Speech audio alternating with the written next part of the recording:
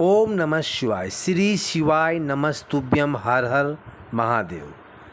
भक्तों, सावन का पावन महीना जो है शुरू हो चुका है और आज की इस वीडियो में हम जानेंगे कि सावन के इस पावन महीने में हम प्रतिदिन पार्थिव शिवलिंग का पूजा कैसे करें।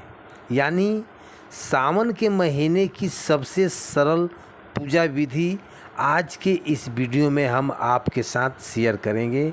तो देखिए, सावन के महीने में अगर हम पार्थिव शिवलिंग यानी कि मिट्टी के शिवलिंग, पार्थिव शिवलिंग मिट्टी के शिवलिंग को ही बोला जाता है, तो सभी प्रकार की मनोकामनाएं आपकी पूर्ण होती है यदि आप अपने घर में पार्थिव शिवलिंग का पूजा करते हैं।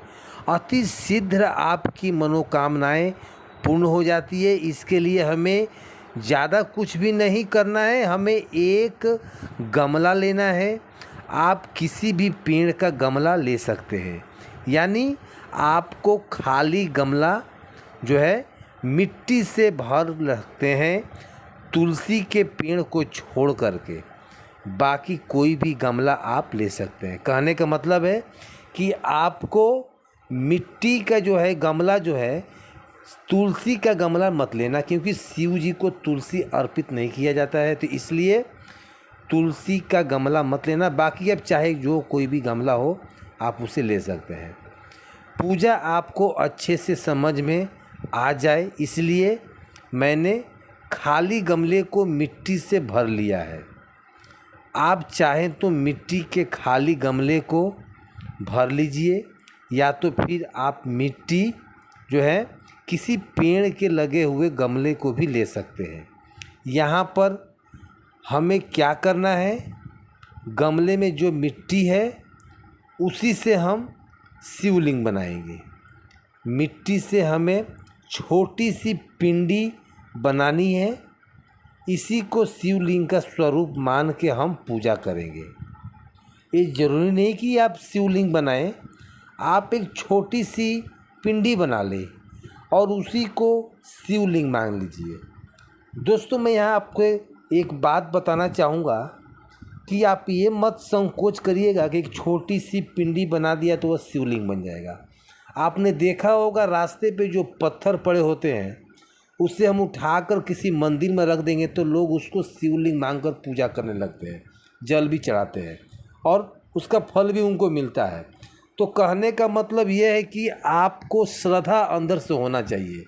भगवान कहीं भी आ सकते हैं, मिट्टी में आ सकते हैं, पत्थर में आ सकते हैं। तो आप अपना जो है सोच और भावना सही रखिए। तो आप एक छोटी सी पिंडी बना लें और आप उसको शिवलिंग मांगकर पूजा करें। तो जो आप छोटा सा शिवलिंग बनाए हैं उसको आप गमले में स्थापित कर दीजिए। उसके बाद फिर हम हाथ जोड़कर संकल्प करेंगे, हे महादेव, हे आदिदेव, शिव शंकर, भोलेनाथ, आज मैं आपका पूजन करने जा रहा हूँ।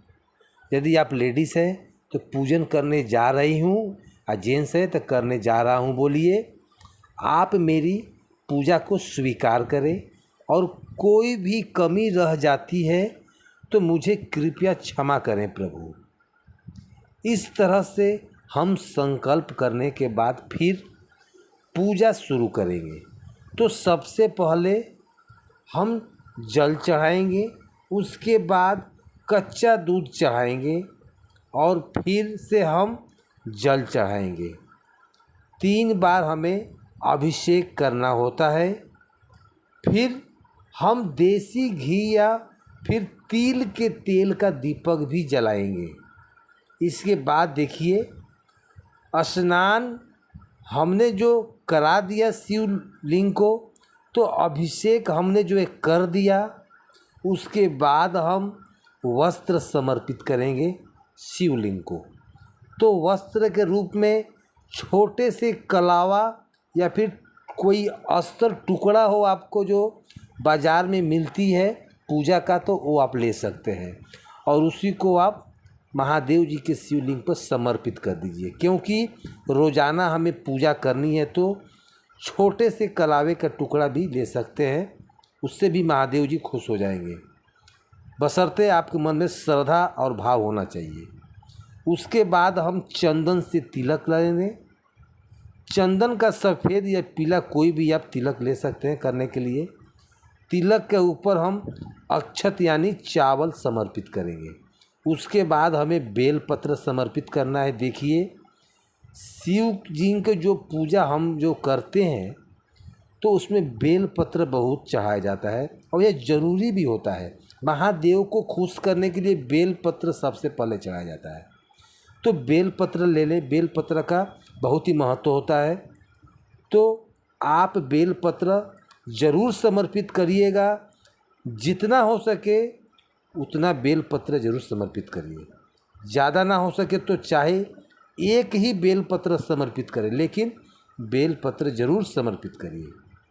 इसके अलावा अगर आपके पास भांग धतूरा मदार है तो आप वो भी समर्पित कर सकते हैं। बेलपत्र ज़रूरी है, इसलिए बेलपत्र ज़रूर समर्पित करिए। फिर हम फूल समर्पित करेंगे भगवान शिव शंकर को, भोलेनाथ को। सफ़ेद रंग का कोई भी फूल समर्पित करिए। सिर्फ आपको केतकी का फूल समर्पित नहीं करना है, क्योंकि केतकी का फूल भी सफ़ेद होता है, लेकिन केतकी का फूल से महादेव जी क्रोधित हो जाते हैं। इसके पीछे बहुत लंबी कहानी है, मैं किसी और वीडियो में बताऊंगा। फिलहाल आपको केतकी के फूल नहीं चाहना, बशर्ते आप कोई भी फूल सफ़ेद चढ़ा सकते हैं। सफ़ेद फूल मिल जाए तो ठीक है, आप सफ़ेद चढ़ा दीजिए, नहीं तो आप पीला फूल भी कनेर का होता है, उससे भी महादेव जी खुश होते हैं। पीला कनेर का फूल या वाइट कनेर का फूल, लाल भी होता है, आप कनेर का फूल भी चढ़ा सकते हैं। महादेव जी इससे भी बहुत प्रसन्न होते हैं। इसके अलावा अगर किसी दिन फूल ना मिले तो कोई बात नहीं, बगैर फूल का भी आप पूजा कर सकते हैं। आपके मन में श्रद्धा भाव होना चाहिए। इसके साथ ही हम भोग भी समर्पित करेंगे। तो देखिए, रोज़ाना जब आप भोग समर्पित करेंगे, अगर कोई चीज़ ना भी हो तो आपके घर में आप श्रद्धा भाव से महादेव के शिवलिंग पर चीनी का ही भोग चढ़ा दीजिए। महादेव जी उसको ही स्वीकार कर लेंगे। आपके मन में, मैं बार बार बोल रहा हूँ, श्रद्धा होना चाहिए। भगवान प्रेम का भूखे होते हैं, श्रद्धा का। आपका कोई चढ़ाया गया वस्तु का नहीं। तो आप अपना श्रद्धा अनुसार, आपके पास क्षमता नहीं है तो आप चीनी का भोग भी लगा सकते हैं। अगर कोई फल है तो फल चढ़ा दीजिए, लेकिन नाशपाती मत चढ़ाइएगा। नाशपाती, नाश देखिए इस शब्द में ही है नाश, यह नाश करने वाला होता है। नाशपाती महादेव को नहीं चाहना चाहिए, या फिर किसी भी प्रसाद में नाशपाती नहीं चाहना चाहिए। नाशपाती को वर्जित है। आपने भोग चढ़ा लिया, फिर हम दक्षिणा समर्पित करेंगे। आप पूरा महीना भी शिवलिंग का पूजन करते हैं, तब भी हमें रोज़ाना दक्षिणा ज़रूर समर्पित करना है। चाहे आप एक समर्पित करें रुपया या फिर 2 रुपया, लेकिन समर्पित जरूर करें दक्षिणा। और पूरे महीने की दक्षिणा इकट्ठा कर लेंगे, और जब उद्यापन करेंगे तब हम उस दक्षिणा को दान कर देंगे। तो इस तरह से हम दक्षिणा समर्पित कर देंगे। उसके बाद धूप दीप दिखाएंगे और बहुत ही प्रेम पूर्वक आरती करेंगे। देखिए, जब हम शिवलिंग का पूजा करते हैं तो समस्त शिव परिवार का पूजन करा जाता है। पहले हम गणेश जी की आरती करेंगे, उसके बाद भगवान शिव शंकर का आरती करेंगे। बहुत प्रेम पूर्वक आरती करने के बाद हाथ जोड़कर पूजा करेंगे। देखिए भक्तों, एक बात बताना चाहूँगा कि महादेव का पूजा करते समय उनका पूरा परिवार का पूजा किया जाता है, अन्यथा आपका पूजा स्वीकार नहीं होता है। तो आप ये काम ज़रूर करें और हाथ जोड़कर अपना जो है भूल चूक का माफ़ी मांग लें, मनोकामना को भी बोल दें वहीं, और भोलेनाथ से प्रार्थना कर लें। इस तरह से हमारा पूजन जो है वह पूर्ण हो जाता है। आज के बाद जो भी आप प्रसाद चढ़ाया है, वह प्रसाद आप घर के सभी सदस्यों में आपस में बांट सकते हैं, और जो दक्षिणा चढ़ाई है वह आप अपने पास रख लीजिएगा।